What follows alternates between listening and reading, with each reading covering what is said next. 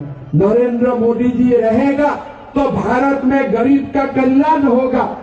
ये इलाका में हमेशा से सीपीएम जीता और सीपीएम ने कभी त्रिपुरा के लिए काम नहीं किया और सीपीएम ने जो भी किया खाली अपने के लिए किया, त्रास किया, संत्रास किया, हत्या का राजनीति किया, किडनैपिंग का राजनीति किया और त्रिपुरा में सीपीएम त्रिपुरा को खाली संत्रास का राजनीति दिया। आज मोदी जी हम लोग को क्या दे रहा है? मोदी जी त्रिपुरा को पॉलिटिक्स ऑफ डेवलपमेंट, विकास का राजनीति दे रहा है और सीपीएम क्या दिया था? संत्रास का राजनीति दिया था। देश में कोई जगह में सीपीएम नहीं है।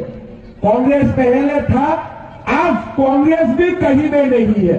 तो सीपीएम भी एक जीरो है, कांग्रेस भी एक जीरो है और दोनों जीरो को मिला दीजिए, वो बहुत बड़ा जीरो हो जाएगा। आज एक नया त्रिपुरा उभर के आया है। आज त्रिपुरा का जो परिस्थिति है, हर गरीब को न्याय मिल रहा है। आज त्रिपुरा में डेवलपमेंट हो रहा है, रास्ता बन रहा है, रेलवे बन रहा है, एयरपोर्ट बन रहा है। आज एक मोदी जी का नेतृत्व में नया त्रिपुरा आज उभर के आया है। आज आपको चंदा भी देना जरूरत नहीं है, ऊपर से आज हम लोग को 20% डीए का सुविधा आज हम लोग को मिल रहा है। भाइयों और बहनों, हम असम से आते हो। असम में चाय बागान का लाखों लोग बसता है, चाय बागान में काम करता है। ये भगवान बिरसा मुंडा हमारा सम्मान का प्रतीक है। आज प्रधानमंत्री नरेंद्र मोदी जी ने एक निर्णय लिया कि बिरसा मुंडा का जन्मदिन को हम जनजातीय गौरव दिवस बुला के पूरा देश में हम पालन करेगा।